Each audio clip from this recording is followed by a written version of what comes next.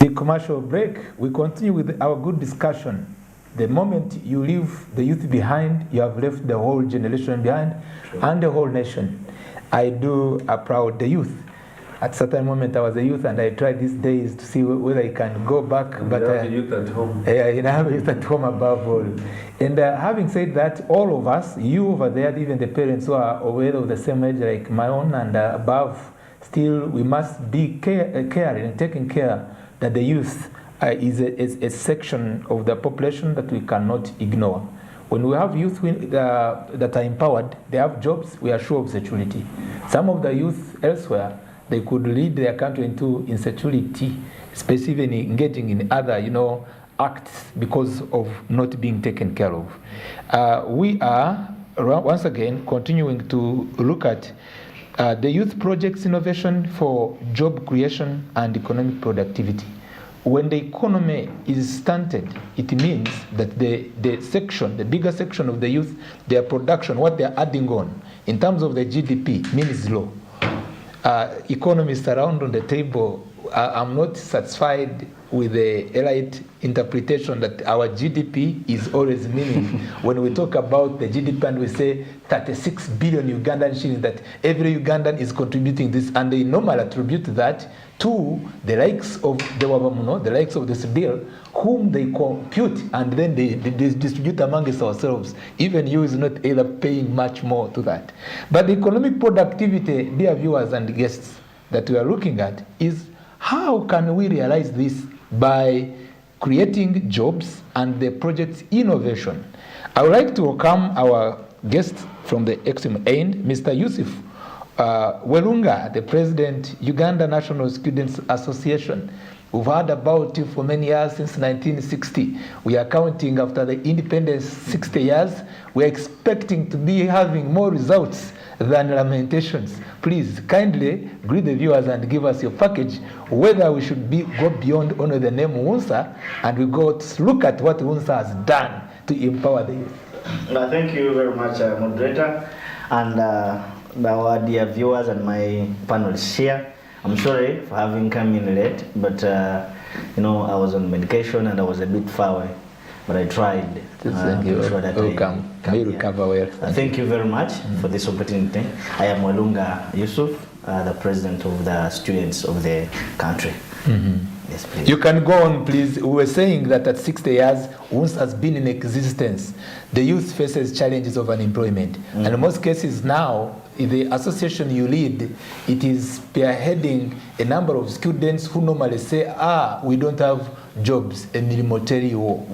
Do you think in your reign, and maybe looking at what you are able to do in terms of youth innovations, project innovation and job creation, have you had a chance to make a contribution or to appreciate what has been done by the UNSA before? Yeah, thank you very much. UNSA is specifically zeroed onto the welfare of the students. Mm-hmm. But our four leaders realized that today I'm a student. What will happen after ceasing being a student? Mm-hmm. It means I need to transit from this situation, from this stage to another stage. And the moment you cease being a student, you've become a responsible person outside. You're a youth who will need to do something, some given activity to earn a living, to enable you support your welfare and other people who may be in your docket. So they thought wisely to establish another docket that would entirely take care of the youth, and that was National Youth Council.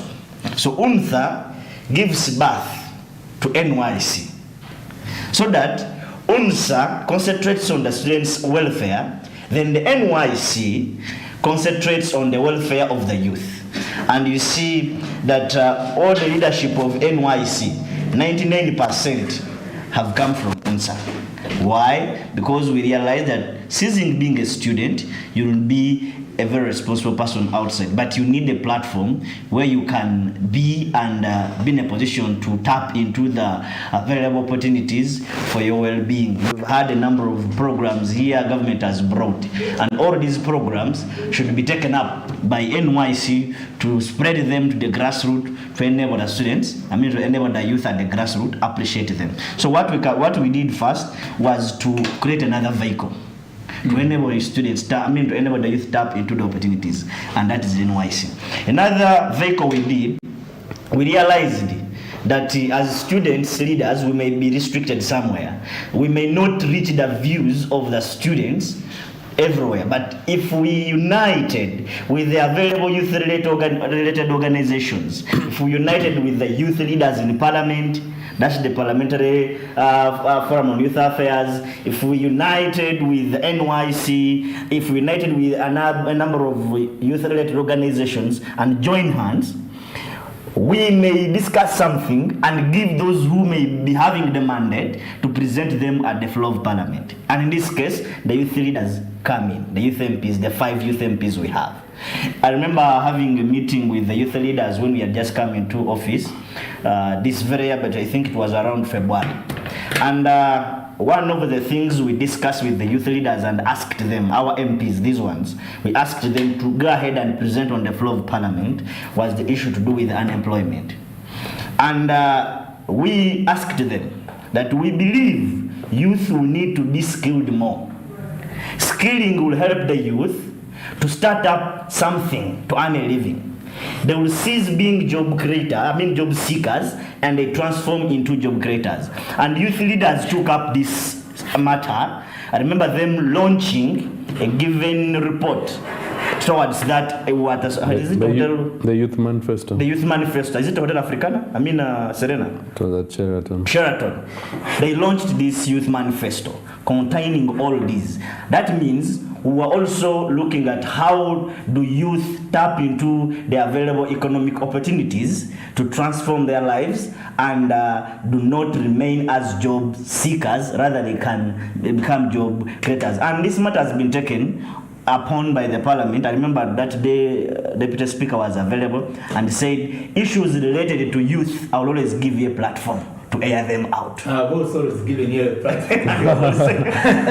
We appreciate. Thank you very much. So that's how UNSA has moved. We've not moved alone. Yeah. We have moved with other colleagues of ours to enable us push the youth-related agenda. There is an unresolved question I would like you to kindly, shed light on.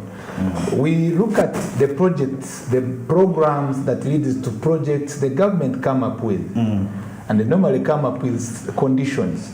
One of the challenges that a bit doesn't link us to realize the dream of having enough jobs for the youth, it takes us back to the nature of how the policies are designed. One, NAD's program, it had projects which included, of course, depending on localities in areas of where it was being implemented, to enable youth access fund under NAD's program, and then finally either start with a goat rearing and so forth. The youth, very well, as the policy was being designed, they don't have that land. They don't have, we go back to Emyoga, we go back to Youth Livelihood Program, we go back now to PDM. There are some of the conditions that they are not able to meet. And at the end of it all, you find a few youth are benefiting. That's one challenge, one that I would like you to respond to. Challenge number 2 that I would like to pose objectively, because of our programs at times which they are good, but they also go to political inclination, which political party do you subscribe to? I've met some saying, if you are not NRM subscribing to NRM, you cannot easily access this fund. Or you first declare you have changed your political belongingness and you access the fund. That's some who have raised that question. Then the third one takes us to The third one takes us to skilling. I refer to one of the manifesto of your former member of UNSA, who was a presidential candidate. by that time Tanya Mtag, go forward, that was the former John Patrick. He had an idea, and for him he was saying that he doesn't want things to remain the same. And he was proponing that we should be having breeding centers for these skills at sub-county, where the tailoring and all other kind of skilling are formally directed to be. I've said this, but Honorable will be coming in. Can you give us your input into that? How can we realize that to make it a point to what we are discussing? On the issue of the challenges on the available government-related programs, as UMSA, we have tried to create a platform to enable our students to debate in line with the given government program, so that students are equipped with information. Because you realize that the most important... I'm giving you 3 minutes, then we come to another. Thank you. But the most important thing is to equip a youth with information. If a youth is equipped with information, he will be in a position to know at what time I should tap into this given opportunity. Who should I approach for me to realize this opportunity? What are the do's and the don'ts of a given available program? So we've held a number of debates, both at the regional level. Why do we have them at regional level? To enable the disadvantaged youth, the disadvantaged student who comes from a particular village, to be brought on board, to realize, to appreciate that there are these available ongoing programs. And the discussion we are having as students, for example, PDM is saying this and this. I did not know that there are these opportunities. Now, since we've discussed around this, it leaves the student with information to go ahead and tap into such opportunities. And we have just concluded with these national debates around some of these government programs. And one of them has been the PDM. So you have said it all. What is needed first is information sharing, and then the rest follows. Thank you. Let's welcome you, Nabo. You give us also your analysis into that. Thank you so much. I want to bring one point fundamentally, which my brother might have forgotten. WONSA did a lot to lobby and push for the loan scheme. The loan scheme, whereas it also has its own underpinnings, but it's a good project that a few of our people have benefited, and that has been achieved with political support, with our former youth MPs, and also with support from WONSA. Now, as a legislator, I want to break down this into basically 4 agenda. One, the loan scheme. No, the loan scheme, I was just giving credit, addressing the issue of youth empowerment. Youth empowerment. One, we have a legislative agenda where our first concern is youth employment and livelihood. Youth employment and livelihood is key. Here we are looking at industries and manufacturing. We're looking at the service industry. We're looking at ICT. We're looking at creative arts. We have so many of our young people who are talented in art. They're doing music, the Cheptegeis of this world, the boxers. So many of our people are talented. In our legislative agenda, we are saying, as youth MPs and the House at large, we want to ensure that in our legislative agenda, we focus on youth employment and livelihood by addressing that, looking at manufacturing, industrialization, service industry, ICT, and then creative arts. The second point we are looking at is political participation. In our legislative agenda, we are saying a young person down there cannot afford to pay money to seek for political space. All the elective positions, the political elective positions, that takes 5 years. You must pay something right from the grassroots. So a young person who has just left university, or someone who was not even lucky to have gone through secondary school, but could qualify to represent his people as a councillor, they need money. Electoral Commission needs money to pay. For you to contest for youth MP, you need 3 million to pay. Then later on move across the region. Well, let me ask you on that question, sir. I know you are saying you have a component of other areas, but it has come before we forget. Yes, sir. Is it really genuine to subject the youth for a payment of 3 million. Why has this thing not been brought? That is the conversation that we have now as our legislative agenda. It is our catch point number 3, and we are saying we are pushing for an amendment such that youth electoral positions does not attract any money. If you're Ugandan of a given requirement, which is age and citizenship, there should not be aspect of money, because we are leaving very many able-minded youth of this country because they cannot afford. The issue, because we have councillors here, we might need someone of senior 6 to become a member of parliament, but back where we come from, where the bulk of our youth are, and they are very progressive, there's no need for someone to pay money. This 3 million is too much. It can go back to 200,000 even. You've been struggling. Your parents sold everything to take you through the university or college. Where will you get money to pay? Then print posters, then go and look for votes. The other agenda, which is across the globe, is the issue of climate change. We are saying we are 75% of this population. If we don't address the issue of climate change today as youth of this country, then we are destroying this country. The children, our children will not find anything. The issue of global warming, if a factory is situated in a place, the young people, the youth of that area must ensure to find that are they meeting the requirements of NEMA? So many products come into this country and they are simply disposed here. They become pollutants. They pollute the environment. Recently there was a research that confirmed that Kampala, actually the air we inhale in is not safe for us. Why? Because we are not addressing the issue of climate change. So as part of our legislative agenda, we are focused on that. The other thing that I want to bring forward as you go to my brother is that there are bills that were there in the 10th Parliament.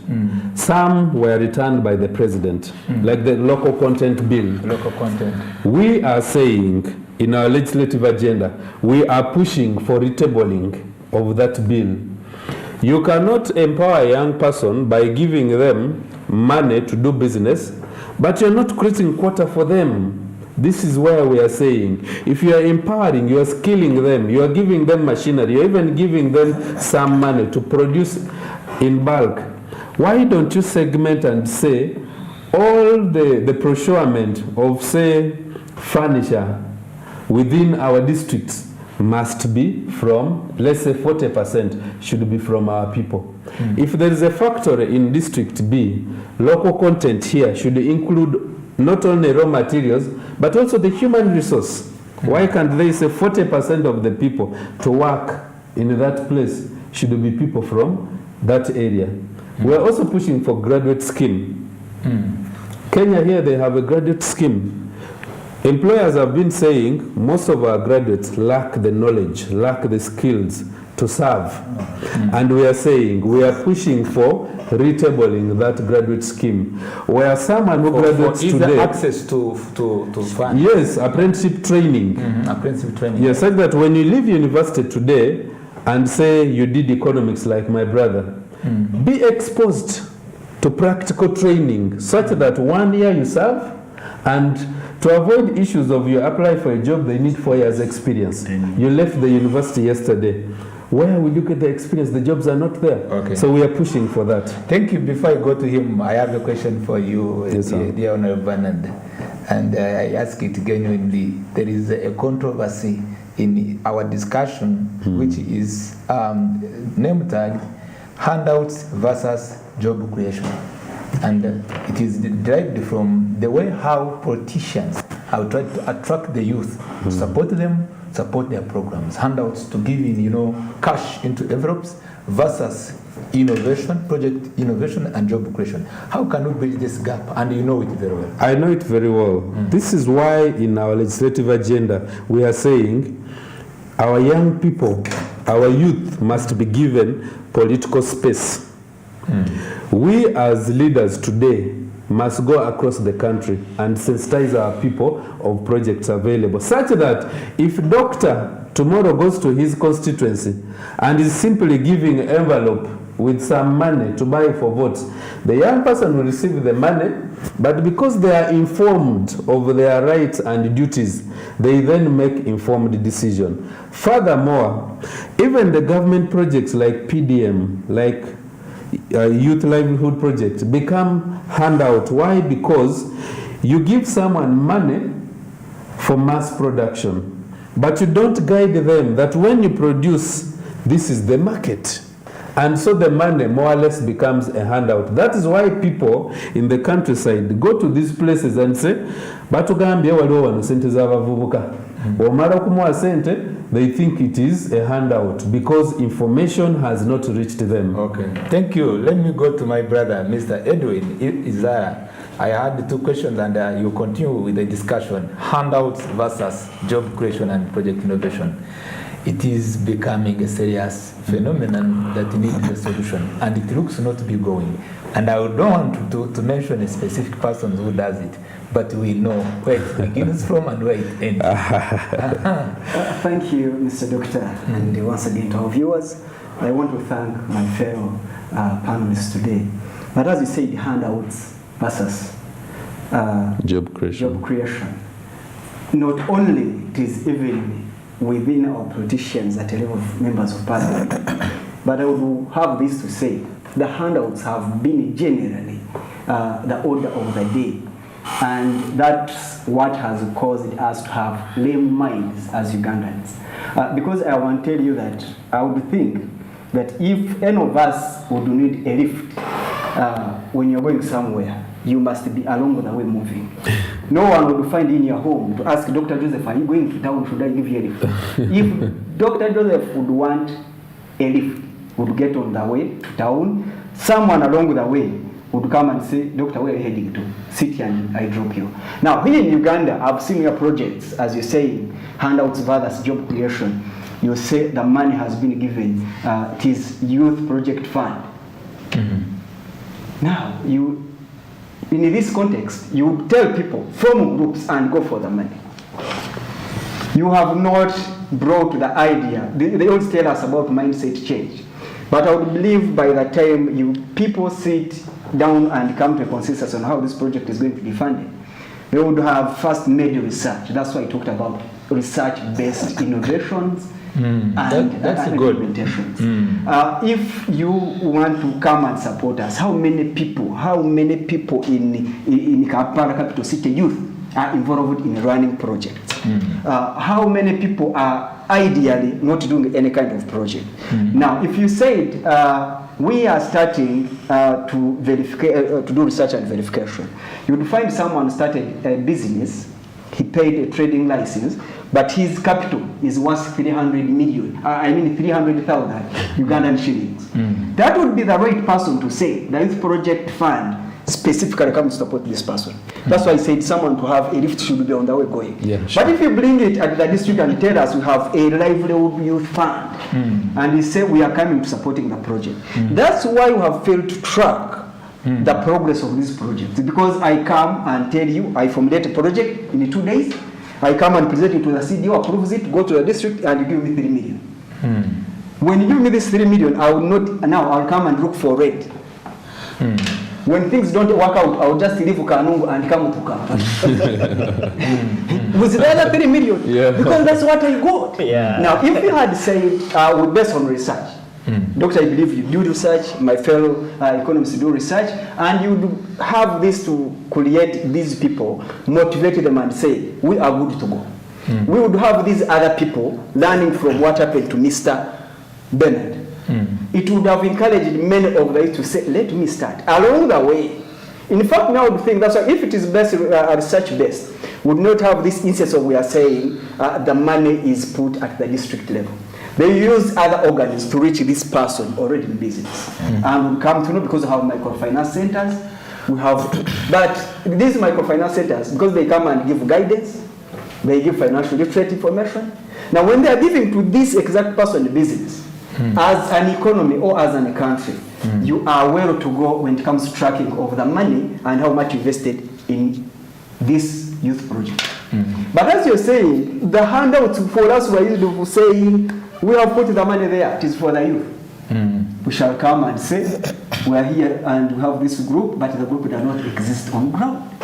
And at the end of the day, when you find out we, like one district being given about like 1 billion for the youth, if you go to their returns, you find the negatives. Now, we have always thought that to be productive, someone must come and give you a financial aid. Because this is what we are used to, even before we go to politics. And this has brought us to think that every government project now is political. Mukareta lero tukalya ebera tunabera bekira. That's why I've seen most of the government projects not picking up. Because when they come during the political seasons, we think these are political gifts. Because that's why you tell us that start this and we support in this manner. You get? I have picked your good points, and they are specific, especially you, the viewers and listeners, and our panel, all of us, it looks to be in agreement. And the research-based innovations, that is very important, so that if we are to get projects from different areas, those which are relevant and applicable to different even groupings and cultures. Because someone of Karamoja, you may not use the term that all of you are going now to go to begin maybe tailoring. You say, what are you talking about tailoring or growing coffee? True. So there is a need, I believe, as you are the legislature and also policy, one of our leader, to look at the importance of research-based innovation, which should be addressing on where to put money and how to put money. True. And also what I've agreed with him is on the issue of the progressive youth. You should fund a progressive youth who is already on the road. True. You don't look for someone who is still figuring out how to get the money and maybe will first put into the pocket. As we go for a commercial break, we'll be coming back and we'll discuss the element of issue of politics versus job creation, and also we look at economic productivity. Let's go for the commercial break. We will be coming back.